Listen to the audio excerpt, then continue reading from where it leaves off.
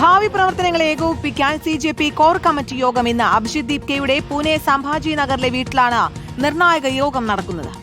E20 അടക്കമുള്ള മറ്റ് വിഷയങ്ങൾ CJP ഏറ്റെടുക്കുമോ എന്നതിലാണ് ആകാംക്ഷ. യോഗത്തിന് ശേഷം നേതാക്കൾ മാധ്യമങ്ങളെ കാണും. നോബിൾ മാരിക്കാരൻ തുടരുന്നുണ്ട്. നോബിൾ, ആരൊക്കെയാണ് യോഗത്തിൽ പങ്കെടുക്കുക? എന്തൊക്കെ കാര്യങ്ങൾ CJP പറയും? CJPയുടെ ഭാവി എന്താണ്? തീരുമാനങ്ങൾ എന്താണ്?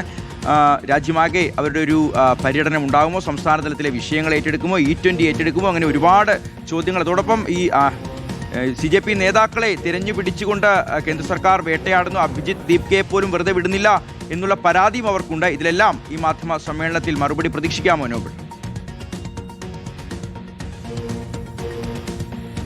ഷിയാസ്, ഇതിപ്പോൾ നിർണായകമായ യോഗമാണ്, കോർ കമ്മിറ്റി യോഗമാണ് CJP വിളിച്ചിരിക്കുന്നത്. പൂനെയിലെ അഭിജിത് ദീപ്കയുടെ വസതിയിലാണ് യോഗം. കഴിഞ്ഞ ദിവസം നമുക്കറിയാം, ഈ ധർമ്മേന്ദ്ര പ്രധാൻ രാജിക്ക് പിന്നാലെ അഭിജിത് ദീപ്കെ അടക്കമുള്ള ആളുകൾ കുടുംബാംഗങ്ങൾക്കൊപ്പമാണ് സമയം ചെലവഴിച്ചത്. അതിൻ്റെ ഒരു വിദ്യാർത്ഥികളൊക്കെ അഭിജിത് ദീപ്കെ ആശയവിനിമയം നടത്തിയിരുന്നു. ഇന്നത്തെ കോർ കമ്മിറ്റിയിലേക്ക് അംഗങ്ങൾ സൗരവ് അടക്കമുള്ള ആളുകൾ എത്തുമ്പോൾ വിദ്യാർത്ഥികളുമായും കഴിഞ്ഞ ദിവസത്തെ സമരങ്ങളിൽ സജീവമായി നിന്ന ആളുകളുമായി അഭിപ്രായങ്ങൾ ശേഖരിച്ച ശേഷം വരണം എന്നാണ് കോർ കമ്മിറ്റി അംഗങ്ങളോട് നിർദ്ദേശം നൽകിയിരിക്കുന്നത്. അതായത് മുന്നോട്ടുള്ള ഭാവി പരിപാടികൾ എന്ത് എന്ന് ആലോചിക്കുകയാണ് ഇന്നത്തെ പ്രധാനപ്പെട്ട അജണ്ട എന്ന് പറയുന്നത്. തന്നെ പല വിഷയങ്ങൾ ഏറ്റെടുക്കേണ്ടതുണ്ട്. അതോടൊപ്പം തന്നെ അന്നത്തെ ഈ പാർലമെന്റ് മാർച്ച് അടക്കമുള്ള കാര്യങ്ങൾക്ക് പിന്നാലെ എടുത്ത കേസുകൾ പലയിടത്തും പിൻവലിക്കാത്ത സാഹചര്യമുണ്ട്. പല സംസ്ഥാനങ്ങളും പിൻവലിക്കുമെന്ന് അറിയിച്ച ചില കേസുകൾ പിൻവലിച്ചിട്ടില്ല. പ്രത്യേകിച്ച് അഭിജിത് അടക്കമുള്ള ആൾക്കെതിരെയൊക്കെ ചിലയിടത്ത് വലിയ തരത്തിൽ വിമർശനങ്ങൾ ഉയരുന്ന സാഹചര്യമുണ്ട്. ഇതൊക്കെ കൃത്യമായി തന്നെ ഈ കോർ കമ്മിറ്റി ചർച്ച ചെയ്യും എന്നാണ് ഇതിൽ ഭാരവാഹികളടക്കം വ്യക്തമാക്കുകയും ചെയ്യുന്നത്. ഒപ്പം E20 അടക്കം ഉയർന്നു വരുന്ന പല വിഷയങ്ങളും അതിൽ CJPയുടെ നിലപാട് ഒരുപക്ഷെ ആ വിഷയങ്ങൾ CJP ഏറ്റെടുത്ത പ്രതിഷേധത്തിലേക്ക് പോകുമ്പോൾ തുടങ്ങിയ കാര്യങ്ങളൊക്കെ എന്താണെങ്കിലും ഉണ്ട്. പല സംസ്ഥാനങ്ങളും ചോദ്യപേപ്പർ ചോർച്ചയുമായി ബന്ധപ്പെട്ട വിവാദങ്ങൾ